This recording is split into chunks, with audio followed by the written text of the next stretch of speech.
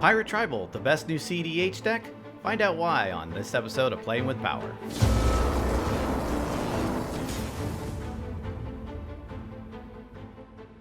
Welcome to the Playing with Power podcast. We are going to talk about all things CEDH, EDH, and Magic in general. I am your host, Ryan, and today we are going to be talking about our first ever PWP Patreon Discord CEDH tournament. And we brought on a special guest today, and he's not just anybody. This is Sean, also known as DM Goodboy. He is one of the patrons in our server. Say hello, Sean. Hi, it's good to be here. I've been a member of the PWP Discord since March 2020, aka when the clock stopped everywhere. A little bit about myself as far as PWP goes. I've been on 3 episodes of PWP as of recording this. Never once played blue in an episode of that, so that's pretty neat. I hold the record for most games played in a single league season when PWP used to do that. I played 124 games in the first league season, and you might remember my dog winning me the cutest pet photo challenge for the episode where I played Corvold. We brought on Sean today because he was our tournament organizer for this tournament. So really did a lot of really great work to make this all a reality. And there was so much going on behind the scenes. And so we brought him on today to tell us about the tournament from a logistical standpoint, how the tournament went, and a lot of different things about it. So before we get into that, I wanted to give a quick shout out to our sponsors, TCG Player, Dragon Shield, and Patreon. So if you see any of the cards that you like that we mentioned today or any of the decks, be sure to buy them on the TCG Player links listed in the description below. That helps us bring this content to you. When you receive those cards, make sure you put them in Dragon Shield. Playing with Power has supported Dragon Shield even before they sponsored us. They have always been our #1 product. We absolutely stand behind them and are working with them over the past year. Just really went and made it that much farther and showing just how great they were from a product standpoint. They really stand behind their quality. And then finally, the last part is support from viewers like you. So whenever you guys support us on Patreon, it helps us to bring more content like this, and you guys get all kinds of awesome perks in return. Viewers like me. That's right. All right. And so we also are going to start shouting out a Patreon at the beginning of each one of these podcasts. And today's Patreon shout out goes to Sean. It goes to you because you're a guest. Why wouldn't it be you? Wow. So... I was like, yo, can I pick one? Shout outs to my homeboy Greg. That's awesome. Okay. All right, cool. So let's go ahead and dive into our topic today, which is the first Playing with Power CEDH tournament. So Sean, in your own words, talk to us about the tournament. What happened? How did it flow? Just tell us about the tournament in the Discord. What I tried to do was go with the usual FNM tournament style that you might see for 60 card formats, where winners go up against winners. Losers go up against losers, and try to keep that going for the subsequent rounds without anyone really playing against each other a second time. That got much harder in the 3rd round, but it worked out through the rest of the tournament, and overall once it got to top 16, I could literally lean back and be like, this is when I can feel confident in the tournament I put together, because I got to actually sit back, watch the games on the YouTube stream, and overall it was a great experience. I really enjoyed putting all of it together, bringing everyone together for this tournament. I know a lot of people even said they joined the Discord for the tournament, which is obviously good for you guys too, but it was really cool to see, and above all else, it was a great learning experience for the next time we do it. Yeah, it was really cool to see it all kind of come together. I know that you and Adam were doing a ton of behind the scenes work to make this all a reality, and you kind of painted that picture just now. So tell us a little bit about what a person can expect going into a tournament when we inevitably do this in the future, based upon what we did today, or I'm sorry, based upon what we did at the event. Right. So, what you can expect is going to be hopefully a lot cleaner than what actually happened this past Saturday of time recording this. Um, I believe we agreed on we're going to do 3 rounds next time, but obviously that's going to still determine that's going to still go based on the number of people. Um, we also came to the conclusion that anyone who goes 0-3, we're going to let them know that they can drop out of the tournament. Uh, if it's a top 16 and we have 36 people, you have to cut where you can. And going 0-3 is ultimately the best cutting point. But you don't want to drop out. You still want to play games. I'm still going to be making pods for the people who want to stick around and keep playing. Um, After that, once you got a good record, for this tournament, all you needed was 1 win in order to qualify for top 16. You got into top 16, and then you play it bracket style, where you do best of 1, because if we did best of 3, we'd still be playing today. Um, Best of 1 bracket style. Top seed in every bracket goes first. I have it laid out in my favorite bracket formation, which we can probably show an image of. And it's as simple as winner moves on to finals. At that point, basically the top 16 is like a semifinals. So this all described kind of the logistics and the behind the scenes of the tournament, which there was a lot to it, and it was actually running really smoothly on the front end. You had a couple of things that were in there that were a little interesting, or at least from a feedback perspective, some people mentioned. What we did in our tournament was this first one, and we're not sure if we're going to do this again, but we made sure that everyone resolved their mulligans before you actually revealed your commanders.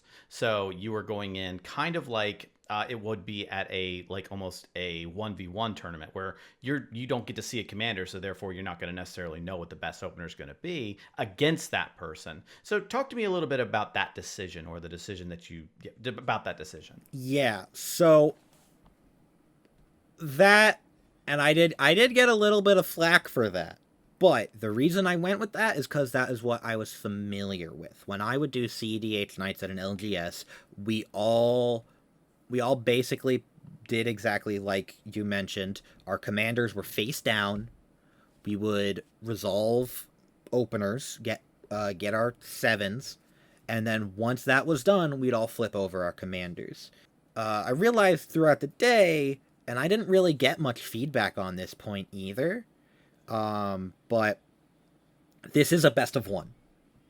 There, and it's not like you have 60 cards. You have 100 cards, and ultimately, I feel like that's something that we're going to drop next time, just to kind of keep it in the spirit of Commander. I definitely know that there are times when it is advantageous to have a better chance at winning a 4-player pod of CEDH by knowing the commander ahead of time. A classic example of that is stacks. I'm going to keep stacks openers that are better suited against the pod that I'm against, because I'm not going to be able to race the Turbo Nas decks at the table. Exactly, yeah. But if someone is playing like a Yisan, I might keep a Grafdigger's Cage over something like a Null Rod. Or because a Blood Moon. They just don't play. Yeah, or a Blood Moon, exactly. So they just don't play those types of things. So that's going to give stacks more advantage in an already situation where they might not have it. So we're going to try it in a different way next time. But that's how we decided to do it for this first one. So let's get a little bit into the nitty gritty, the logistics. So this is a rough idea of how the tournament was going to be run and was run and will run in the future. But let's start to get into some of the data points of it. Yeah, let's start off with just some basic statistics. Like let's talk about just the deck composition, not necessarily the individual pod composition. Mhm. But let's talk about some of the stats of everyone who entered. You said 36 people came ready to sit down and play at this tournament. Yes. Let's talk about what those decks looked like. What was the color distribution? What was the partner distribution? Tell us a little bit about those stats. The overall color representation is not surprising in the least. Blue was the most common color, with 27 decks having blue color identity. And also, unsurprisingly, white was the least, with 13 decks having white color identity. What was kind of surprising here, and I know I liked seeing this, the second least common color was black. So, and the difference there was 17 decks had black, 21 had red, and 23 had green, which makes me obviously very happy. But, right now, CEDH is going through this turbo gnaw historical sort of meta right now. So it was really interesting to see black so low, I felt. Obviously, blue is always going to be the most common color in CEDH. You can't avoid that. With how much free interaction blue gives you, you're always going to be seeing blue decks in CEDH. You can't avoid that. So, what do you think that means from not only going into this tournament, but from CDH as a whole? Like, why do you think that we saw that distribution in our tournament? That distribution can easily come down to what the strongest colors are, right? Blue is the strongest color in CEDH. Force of Will, Force of Negation, Fierce Guardianship. All these cards are free, and it's insane to not run them. Exactly a quarter of the players in the tournament were not running blue. So that basically means that on average, obviously, not always when the rubber met the road, but one out of every one deck out of every pod composition would not be running blue. Then basically, Exactly, and I personally love it. Also, like, important to note here, and I do want to get into this as well. A lot of these decks without blue are ones that you don't see often. Going into kind of how many, like, obviously you mentioned 36 players. Of the 36 players, we did have 36 unique deck lists. The two closest ones we'll get to a little bit later. 36 unique deck lists with 31 unique commanders or commander pairings. So with such diversity, is that something that you expected going in to the tournament, or did you expect to see, for lack of a better word, the CDH decklist database, sorted by popular and just spit out onto the screen?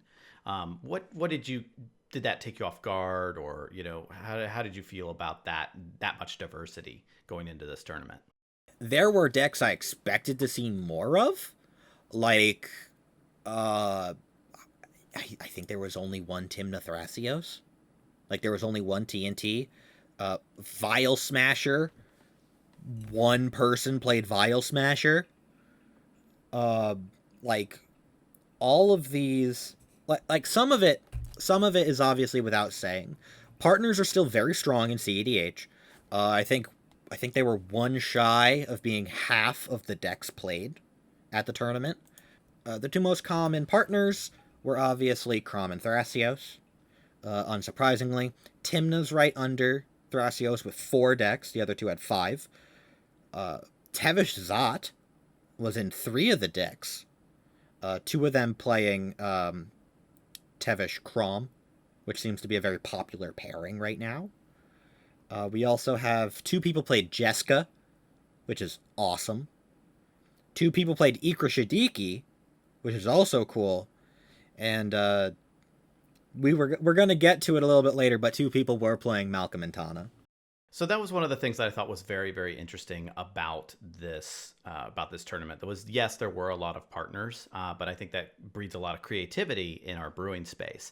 Having these different types of decks allows people to try a lot of different strategies out. I was definitely hoping that it would be like this, and I was very glad that it was. Yes, definitely. Seeing the type of decks that are not just Timna Thrasios 4 times over, or right now, I guess kind of the hot deck at the moment is kind of Tevish Crom, that Turbo Nos Grixis, grind value with your commanders. I mean, it's a powerful deck. It's great.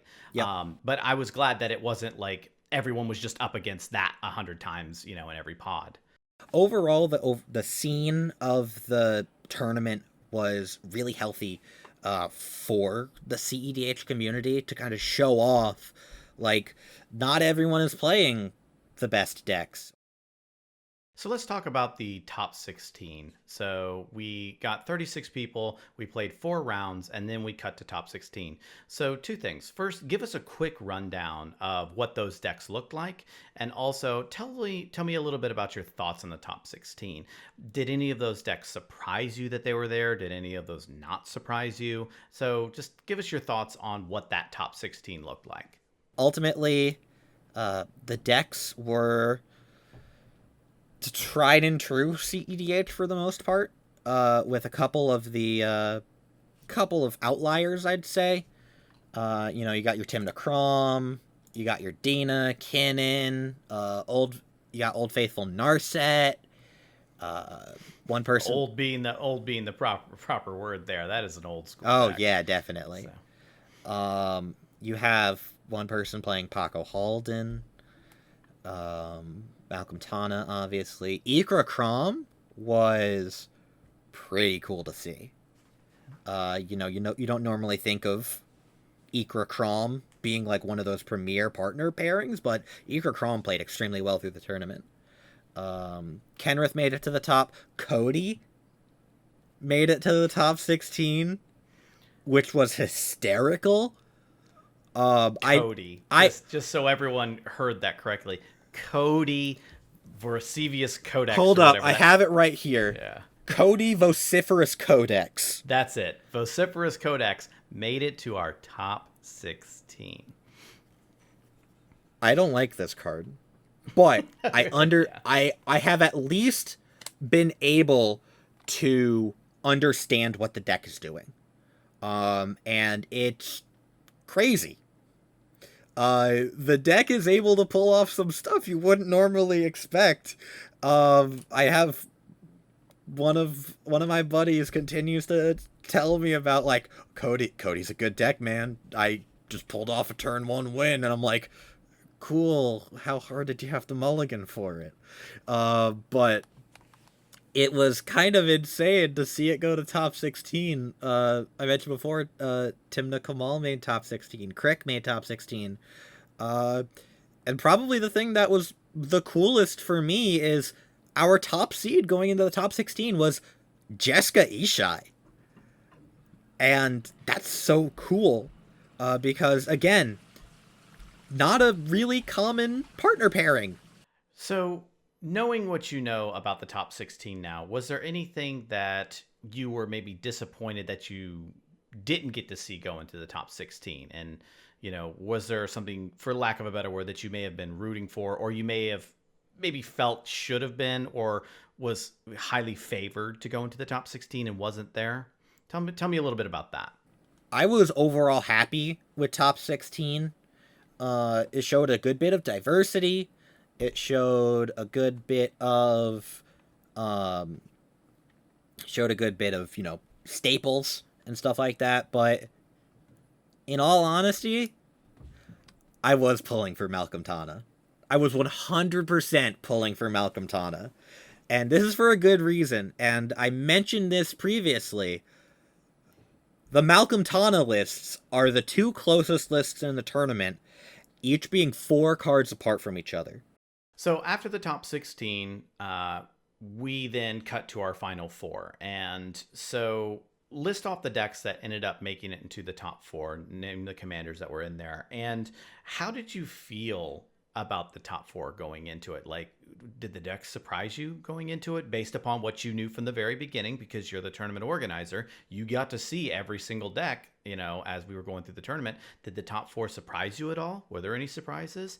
Was there anything that you thought would have been in there that wasn't? Talk to me a little bit about that. So our top four consisted of it was Ikra Krom, Kenrith, Malcolm Tana,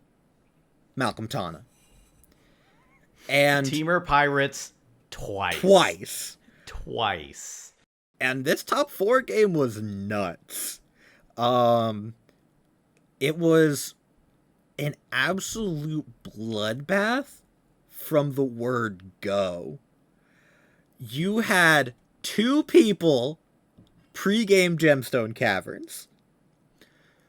You had one, what was it? It was a turn one, what is it? Counterbalance. Turn one counterbalance from Ikra Krom. Turn one Kenrith being played off of a Tinderwall and Jeweled Lotus. And turn one Malcolm, I believe, if I'm remembering this correctly, from one of the Malcolm Tanas. But yeah, the top four was an awesome game to watch. And even the one person with like a lackluster in comparison turn one, turn two Eldritch Evolutioned their Llanowar Elves into a Hull Breacher. And that just like set the precedent for the entire game for the next 30 minutes or so that it went on.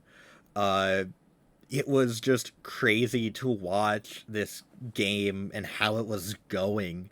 And ultimately it came down to Teamer Pirates doing the Teamer Pirate thing. Yarhar. What I absolutely loved about that finals was that there wasn't any, oh, hey, just happen to have the perfect draw, this game is over, turn two. Yeah. Everybody fought hard in that finals, and they fought well. There was a lot of really tight play, really good decisions. People knew what they were doing going in. Everybody at that table earned their spot, and you could see it in their play 100%. during those finals. Yeah. I was very impressed with their play. I was very impressed with how the game turned out. Like I said, it wasn't just a turn two, I got it. It was like everyone's fighting back and forth, and it was anybody's game at any given point in time. Like you said, turn one counterbalance, now where everybody's trying to fight around that. I remember specifically Flash Andretti, a really good friend of ours, was playing Kenrith, and he had revealed Dockside. And the counterbalance had a revealed 2-drop on top. So he couldn't accelerate out his Dockside. A lot of those kind of details were going on throughout the entire game, and it was really well fought. I highly recommend anybody watching this go check it out. There'll be a link in the description. It was an amazing game. And congrats to Z-Rob on the win. Yep, Teamer Pirates got there, and obviously, flip coin, whatever, there was two of them in there, but, it was still really cool. I wouldn't have guessed that Teamer Pirates would have won this tournament.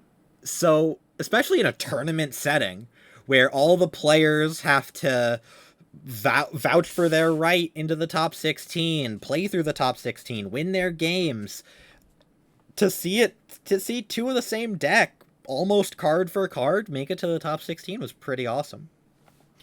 I think that says a whole lot about the health of the format, in my opinion.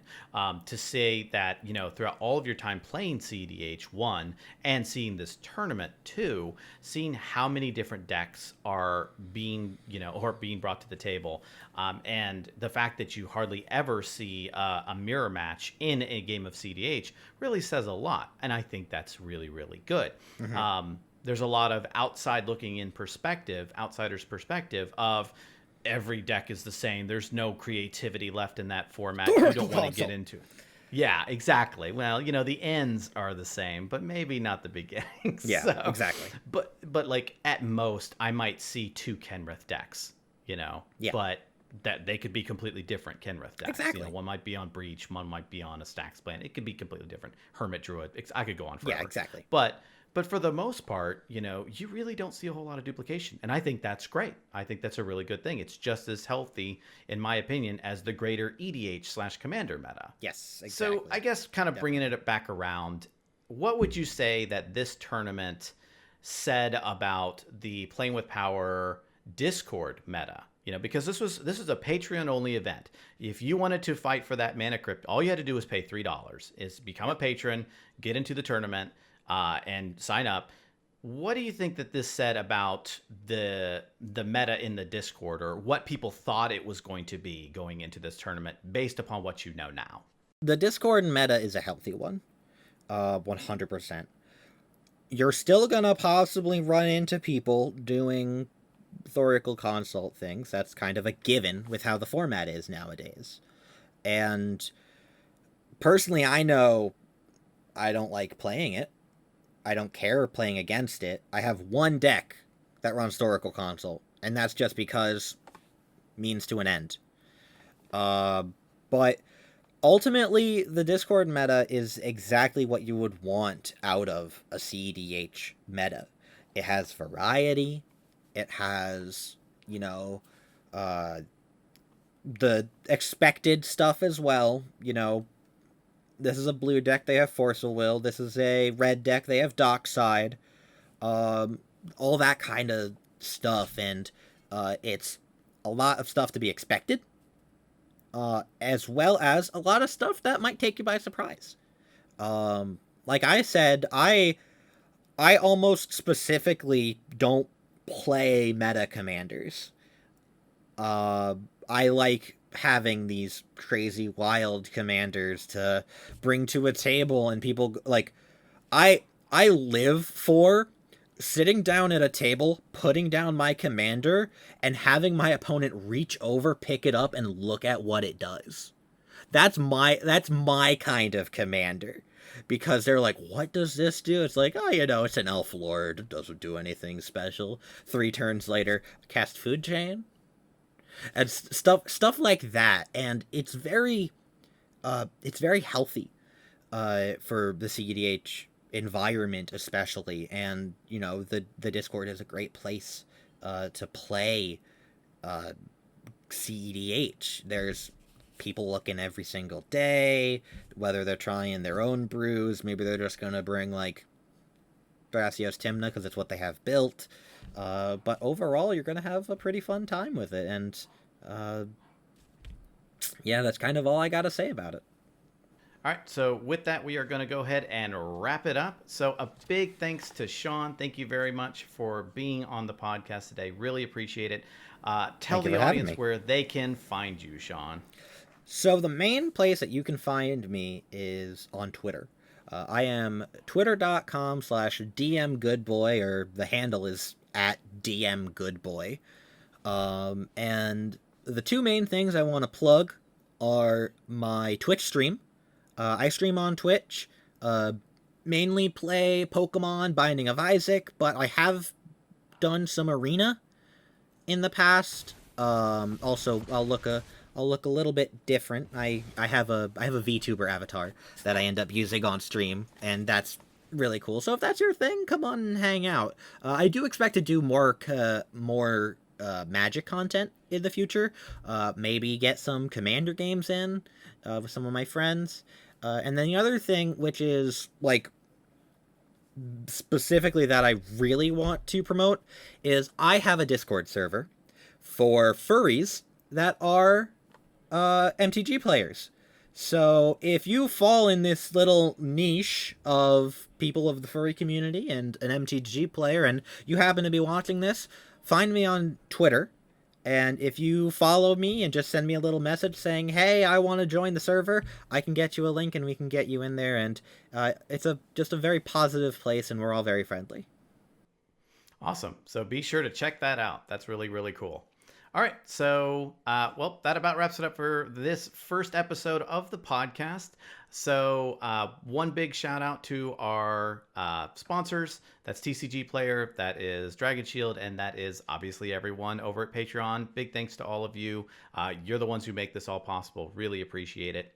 So, with that, we're going to close it up. So, tune in next time when we talk about all things CEDH, EDH, and MTG here at the Playing with Power podcast.